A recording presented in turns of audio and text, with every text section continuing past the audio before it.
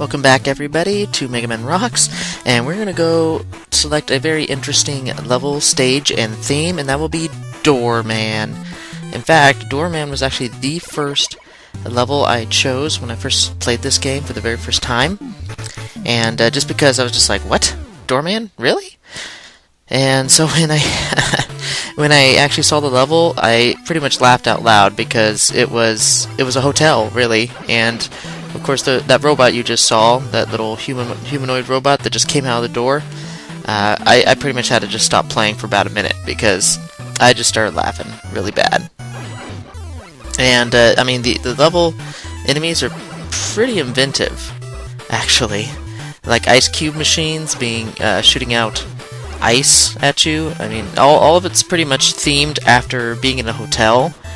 And in terms of what level to start off on first, it's really not that bad.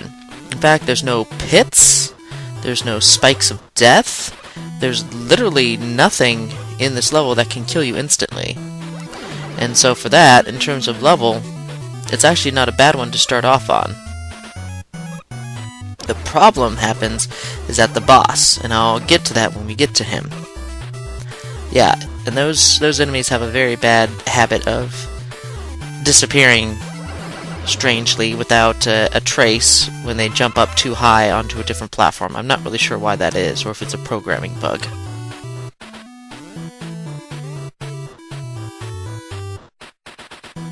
And to me, it's like certain room designs, like this one, Scream fan game. I mean, those type of room designs like that just seems like it wouldn't normally be in a Mega Man game. But that's just me talking. Or, you know, it's my opinion. Regardless, it provides a nice little fresh angle on platforming.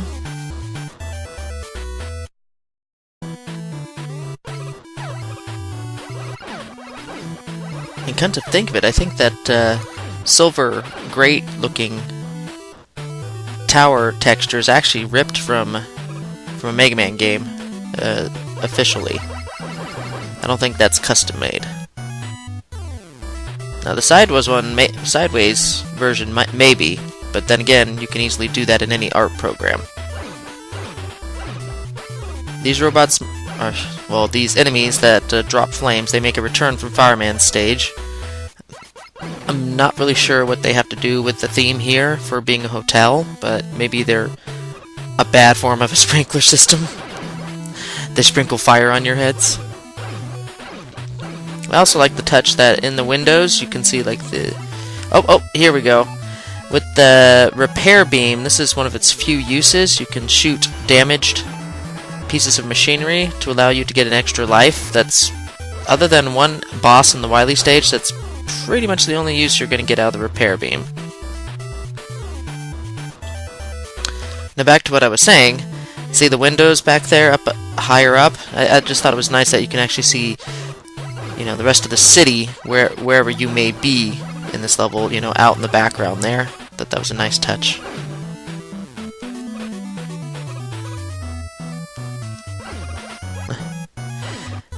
This one's a little tricky because the robots keep coming out of the doors until you're past the point.